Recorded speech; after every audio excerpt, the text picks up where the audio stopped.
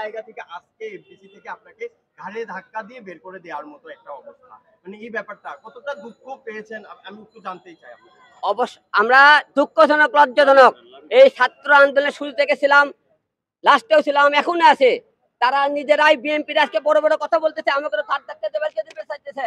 তারা কি 15 বছরে আপনি এই স্বৈরাচারের সরকারের পতন করতে পারছে? কত জ্বালাও পড়ে আন্দোলন করতে পারছে? পারেনি। ছাত্র সমাজ, আম জনতা সবাই মিলে কিন্তু এই স্বৈরাচারের পতন করাইছে। এটা ভুলে গেছে অতীত। একদিনের মধ্যে আজকে রূপ পাল্টে গেছে। একদিন, 8 দিন পরে আছে। আমরা আপনাদেরকে একটা কথা বলতে চাই, দেশ স্বাধীন হয়েছে, স্বৈরাচারের পতন হয়েছে, কিন্তু স্বাধীন দেশে আমরা আজকে স্বাধীন এখনো আবার না। দেখেন, কালকে দেশ শেষ হয়ে গেছে, আজকে বিএনপি লোকেরা নতুন পাওয়ার বেড়ে গেছে। আজকে এফডিসি এসেছে, সবাই বলেছে আমি হলো যে বিএনপির বিরুদ্ধে কথা বলেছে, এই আন্দোলনে বলে আমি ছিলাম না।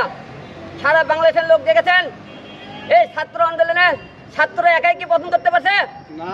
এই খুনি হাসিনার কি হাসিনা ছাত্ররা শুধু একলাই, আর বিএনপিরা 15 বছর ধরে কি আপনি হাসিনাকে ক্ষমতা থেকে নামান পেরেছিল? পারেনি। ছাত্র আন্দোলনেরা আমজনতা সবাই মিলে এই স্বৈরাচারের পতন হয়েছে। আজকে বিএনপির লোকেরা আজকে আমাদের দেখে মনে করেন এখনই তাদেরকে মনে করেন ফেনা তোলা শুরু করেছে, এরা তো ক্ষমতা পায়নি। এরা আজকে আমাদেরকে আজকে এফডিসি এসেছে, আমাদের সাথে অনেকেই খারাপ ব্যাপার করেছে, যে তুই হলে বিএনপির বিরুদ্ধে কথাবার্তা বলেছে। তাহলে বিএনপির বিরুদ্ধে কি কথাবার্তা বলেছে আপনারা দেখেছেন? আমরা যখন কথাবার্তা বলেছিলাম এই ছাত্র আন্দোলনের মধ্যে, আমি আপনাকে দেখেন না, আমি নিজের জীবনের কথা মনে করে নে। ঢাকা 17 আসলে যখন নির্বাচন হয়, নিজের জীবন বিছিয়ে দিলাম জনগণের জন্য। যে কোনো জায়গায় যে কোনো অন্যায় প্রতিবাদ আমি হিরোলম করেছি, কয়েকজন প্রতিবাদ করেছে। আপনি দেখেন আজকে বাংলাদেশে মৌলিক মানবতার ফেরিওয়ালা দেখেছেন, এই মানবতার ফেরিওয়ালাগুলো আপনারা দেখেছেন কতটা ছাত্র রাজনীতির সাথে ছিল, এই আন্দোলনের সাথে ছিল না।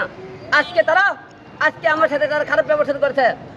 আপনারা দেখেছেন আমি এই আন্দোলনের শুরু থেকে ছিলাম, এখনো আছে।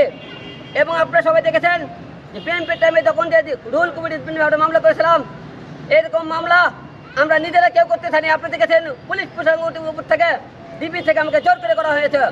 আর একটা জিনিস ক্লিয়ার করে, কয়েকদিন আগে ছাত্ররা যে তারা বললো আমরা এই হলে 6 জন যে ডিবিতে বক্তব্য দিয়েছিল, ডিবিতে ওই ছাত্রদের বক্তব্য ছিল রে, সেখানে বক্তব্য ছিল, ছাত্ররা বের এসে বলেনি ওটা আমরা বক্তব্য আমরা নিজেরা দিতে হবে। এরকম আমরাও পরিস্থিতি শিখেছিলাম, কি যতই পরিস্থিতি শিখেছিলাম, কিন্তু আমরা ছাত্র আন্দোলনের সাথে তো ছিলাম না।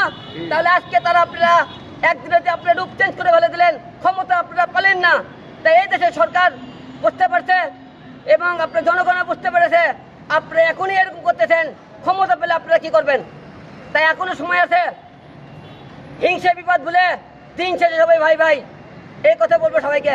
আলম ভাই, আপনি যেটা বলছিলেন যে ব্যাপারটা একটু যুক্ত করুন। সেই টাইমে আমরা যদি চাপের মুখে না করি, তারা আমাকে মামলা দিয়ে 14 শিখে ভরে রাখবে, এই কথা আমাকে হুমকি দেওয়া হয়েছিল।